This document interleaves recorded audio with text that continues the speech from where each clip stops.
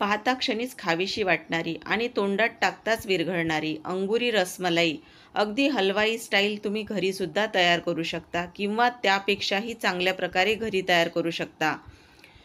तर आज आपण अंगुरी रसमलाई तयार करणार आहोत। नमस्कार, स्वाद आपल्या घरचा या रेसिपी चॅनलवर तुम्हा सर्वांचे अगदी मनापासून स्वागत आहे। आज आपण अंगुरी रसमलाई तयार करणार आहोत। तर बोलण्यात वेळ न घालवता चला रेसिपीला सुरुवात करूया। इथे बघा, मी सर्वात आधी 1 लिटर दूध घेतलेलं आहे आणि दूध हे रोजच्या वापरातलंच आहे, म्हणजे मी पॅकेटचं दूध वापरलेलं नाही। आता आपण हे दूध छान घट्ट करून घेणार आहोत। यामध्ये ड्रायफ्रूट्स, केसर आणि यामध्ये साखर घालून हे आटवून घेणार आहोत। तर सर्वात आधी आता दूध आपण गॅसवर ठेवून घेणार आहोत आणि छान दूध घट्ट व्हायला ठेवणार आहोत। दूध आपल्याला जास्तही घट्ट करायचं नाही, कारण दूध जर जास्त घट्ट कराल तर ते दूध आपले जे अंगुरी रसमलाई आपण तयार करणार आहोत तर त्या मलाईमध्ये ते दूध आतपर्यंत जाणार नाही। त्यासाठी दूध हे आपल्याला जास्त घट्ट करायचं नाही। दूध आता घट्ट व्हायला सुरुवात झालेली आहे। आता दूध पाहू शकता तुम्ही बऱ्यापैकी घट्ट झालेलं आहे। तर त्यामध्ये आता मी सुरुवातीला केसर घालून घेणार आहे। केसर घातल्यामुळे दुधाला छान असा हलका पिवळा कलर येणार आहे आणि त्यामध्ये 1 कप एवढी मी साखर घातलेली आहे। गोडाचं प्रमाण तुम्ही कमी अधिक ठेवू शकता, तुम्हाला कितपत गोड आवडते। त्यानंतर त्यामध्ये आपण वेलची पूड घालणार आहोत आणि परत एकदा छान असं ढवळून घेणार आहोत आपण।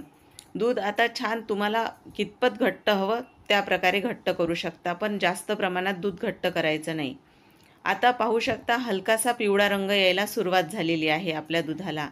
आता जसजसं केसर यामध्ये छान मुरलं जाईल तसतसा पिवळा रंग आपल्या या रसाला येणार आहे, म्हणजे दुधाला।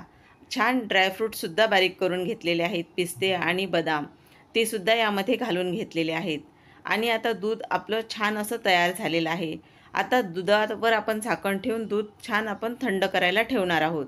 इथे पाहू शकता मलाई करण्यासाठी मी 1.5 लिटर एवढं दूध घेतलेलं आहे। हे दूधसुद्धा पॅकेटचं वापरलेलं नाही मी। आता दूध आपण गरम करायला ठेवणार आहोत। आता दूध आपण छान याला उकळून घेणार आहोत आणि 70% आपलं दूध एवढंच गरम आपण ठेवणार आहोत। आता दुधाला छान आपण उकळी सुरुवातीला पाडून घेणार आहोत। तर पाहू शकता आपलं दूध आता छान उकळलेलं आहे।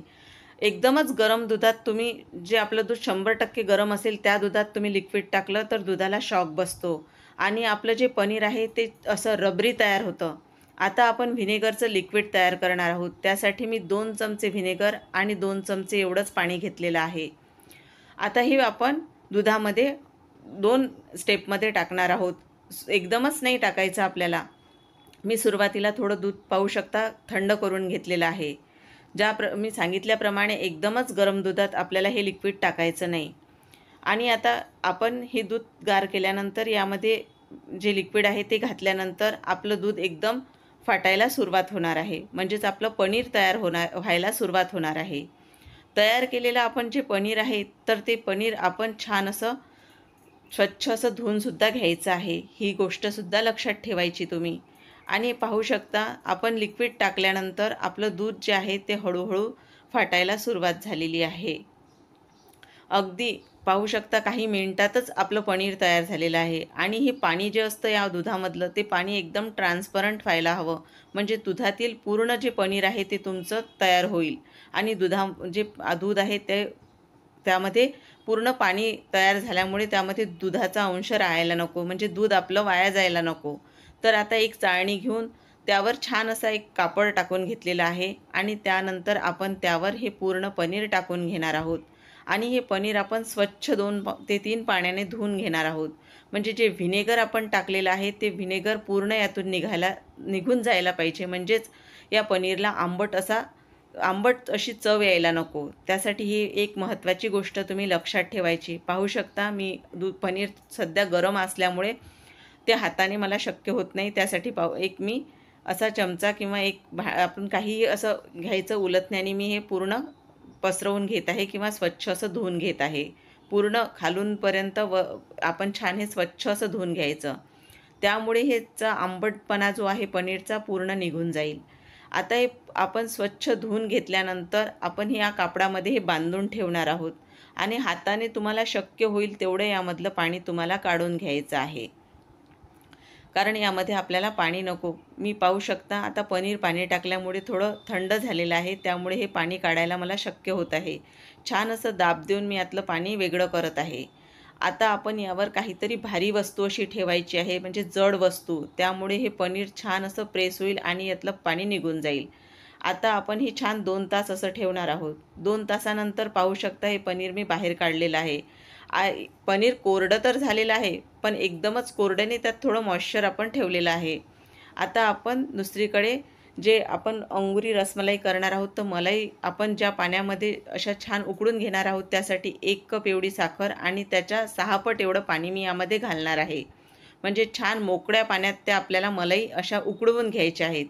आता पनीर हाताने छान असं क्रम्बल करून घ्यायचं आहे आपल्याला, म्हणजे तोडून घ्यायचं आहे. आणि आता आपण छान हे कुस्करून घेणार आहोत, किंवा आपण ज्याप्रमाणे आता हाताच्या तळव्याने तुम्ही पाहू शकता, ज्याप्रमाणे आपण भाकरीचा गोळा तयार करतो तसा आपल्याला हे पनीर तयार करायचं आहे. म्हणजे छान 8 ते 10 मिनटं हे छान असं कुस्करून घ्यायचं आहे, तुम्हाला मळून घ्यायचं आहे. आता यामध्ये मी काहीही तयार केलेलं म्हणजे टाकलेलं नाही, कॉर्नफ्लॉवर नाही किंवा मैदा नाही. तुमचे गोळे जर यामध्ये फुटत असतील तर तुम्ही यामध्ये 1 चमचाभर कॉर्नफ्लॉवर किंवा मैदा मिक्स करू शकता. आता हे पूर्ण गोळा माझा तयार झालेला आहे पनीरचा, आणि आता याचे लहान लहान असे गोळे तयार करून मी आता हे छान पाहू शकता. गोळे जर चिरत असतील तर परत एकदा छान असं आपल्याला हे मळून घ्यायचं आहे. पूर्ण गोळे तयार झालेले आहेत आणि पाण्याला छान अशी उकळी आल्यानंतरच हे गोळे आपल्याला सोडायचे आहेत. थंड पाण्यात जर तुम्ही गोळे टाकाल तर ते गोळे फुटू शकतात पाण्यामध्ये. आणि गॅसची फ्लेमसुद्धा तुम्हाला कमी करायची नाही. अगदी 10 ते 12 मिनटं हाय फ्लेमवरच तुम्हाला हे गोळे छान उकडून घ्यायचे आहेत. आणि गोळे टाकल्यानंतर तुम्ही पाहू शकता गोळ्यांची साईज आता वाढायला सुरुवात झालेली आहे, म्हणजे हे चांगल्या प्रकारे फुलतात. आणि आता पाहू शकता गॅसची फ्लेमसुद्धा कमी केली नाही. झाकण ठेवून 5 ते 7 मिनटं मी छान हे गोळे उकळवून घेणार आहे.